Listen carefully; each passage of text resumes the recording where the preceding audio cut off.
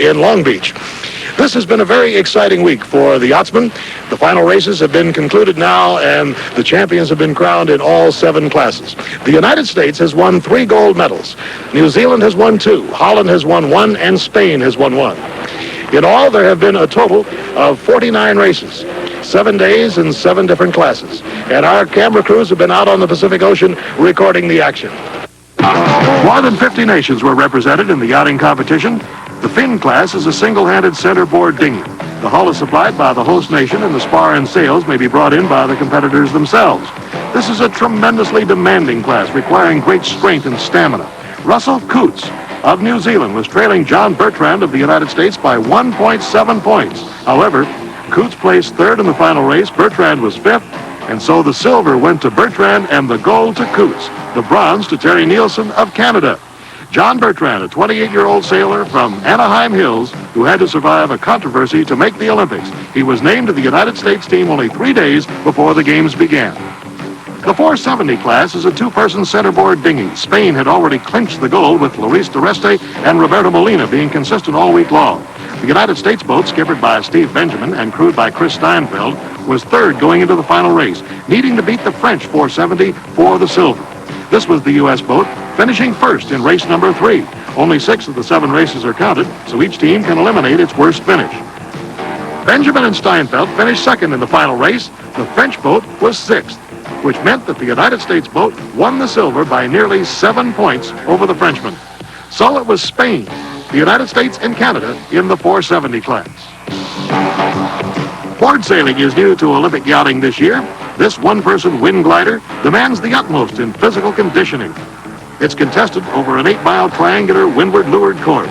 Scott Steele of the United States led for 4 days of the competition, was 2nd going into the final race, needing to beat the world champion Stefan Vandenberg of the Netherlands. As it turned out, he was fortunate to get the silver, edging Bruce Kendall of New Zealand by 0.4 of a point. Steele's strong showing was perhaps America's biggest surprise. Before the Olympics, he wasn't given a chance to place among the top 10. The Tornado class is the only multi-hulled boat in Olympic yachting.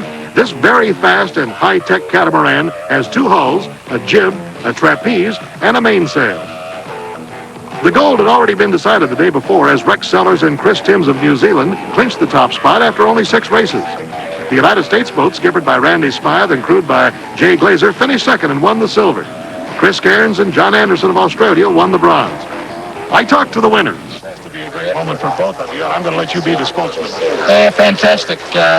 That's probably the most exciting time in my life, I think. I certainly won a gold medal before, and I never expected to win one, and we've been hanging in there for the last few years, but we really pulled it off this time, and Chris is a new crewman, and we had our first race together in the practice race.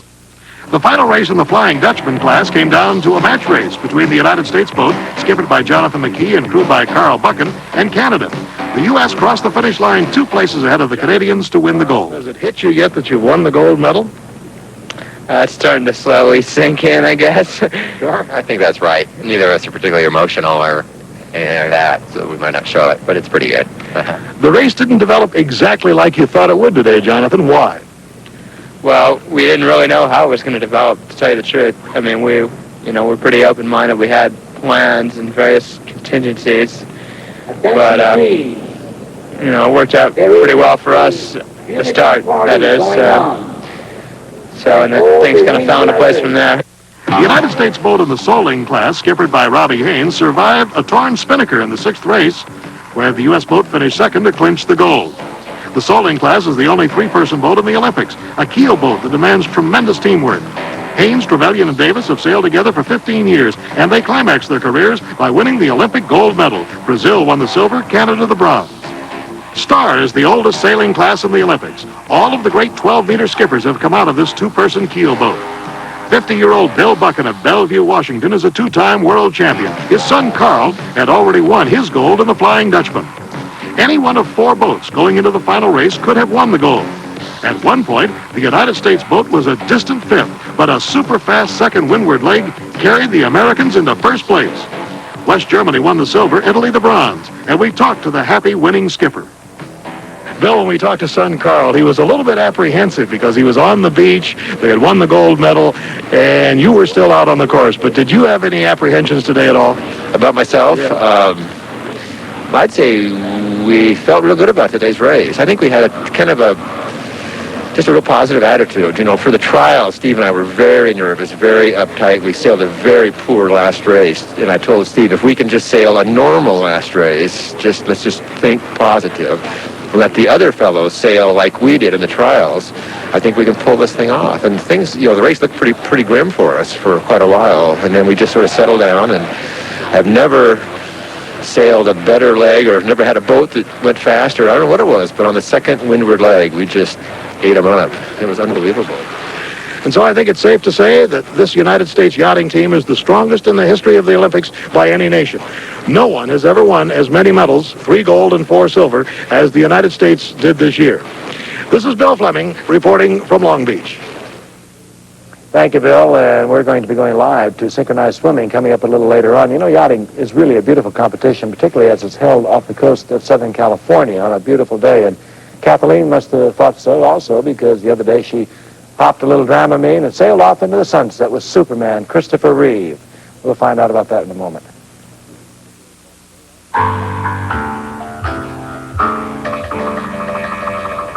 So blue, that's you. You're also 501, baby blues. You like to shrink to fit each person personally. That's you. That's like that 501 blues.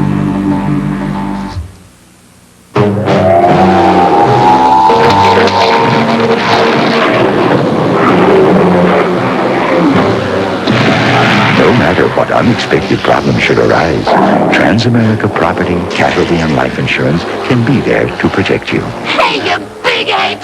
Who's gonna pay for this mess? Transamerica. Insurance, finance, manufacturing, transportation, innovation. The power of the pyramid is working for you. I run this hotel. People from all walks of life, crossing paths, strangers touching each other's lives. Sometimes for just a night, sometimes for a lifetime. Anything can happen to you here. James Brolin.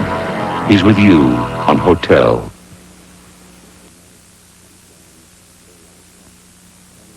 Save from 30 to 60% during the sale of the summer. Louis Shank's annual August home furnishing sale going on right now.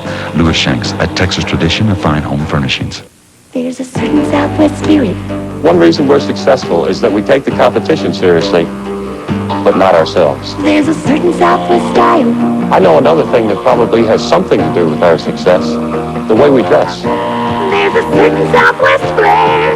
But what really makes us successful is that we paint the names of famous people on our airplanes. We're Southwest Airlines, keeping fast love for you. The Nash Phillips Copus Company is one of the leading builders in the nation. Their design innovations in all price ranges have earned them recognition throughout the building industry, and the quality of their homes has meant dramatic resale values for hundreds of families.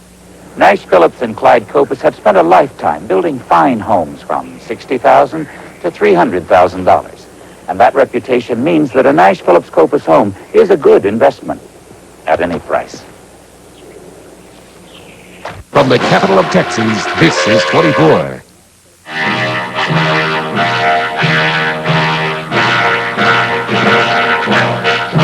The games of the 23rd Olympiad. Brought to you by Levi Strauss & Company, official outfitter of the U.S. Olympic team. Arco Atlantic Richfield Company, proud sponsors of the 1984 Los Angeles Olympics. Huggies, the diapers that help stop leaking. And Unicap M, for the vitamins and minerals you may be missing.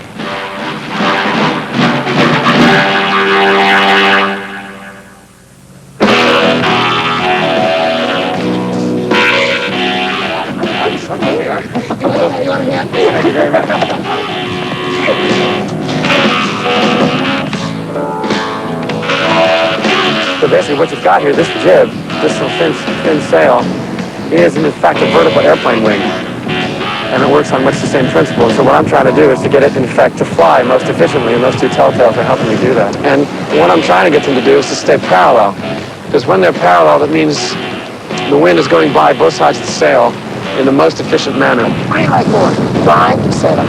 One of the really nice differences between sailing and flying is that sailing is something you can share with people. You can take 8 of your friends out on the boat and go where you want to and, you know, have a good time and share it for all ages. And I find that when I'm flying an airplane, the concentration is so intense that there's a separation between the pilot and the passenger.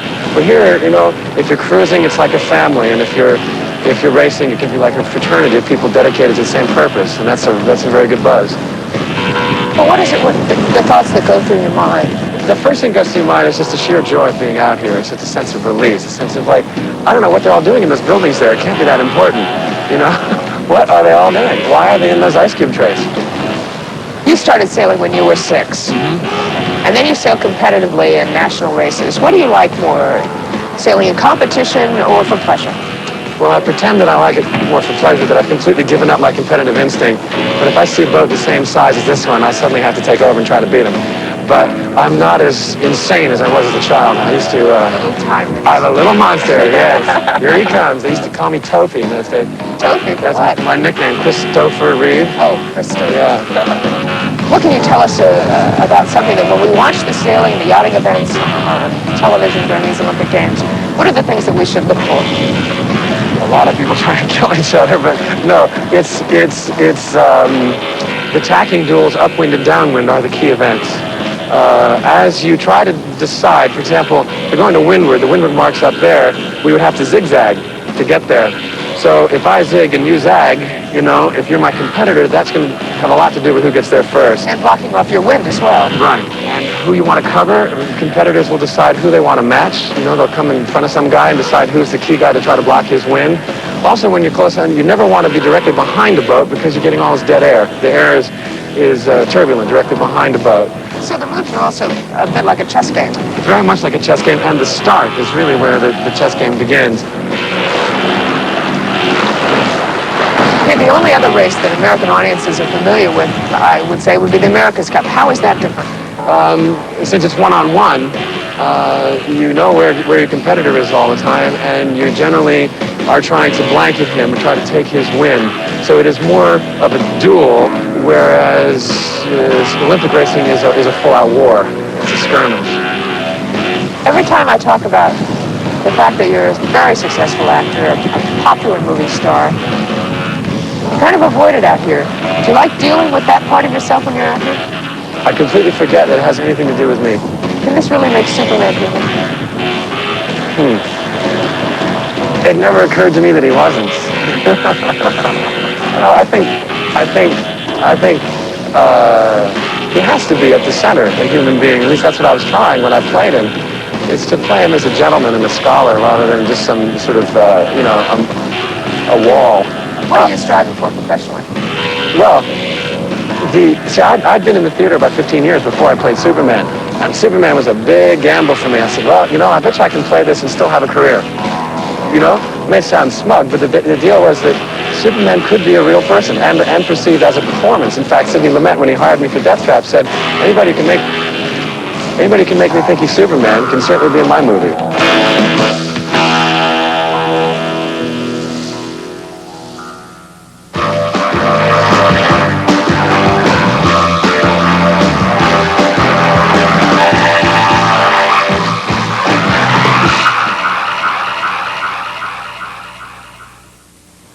And to top it off, my dentist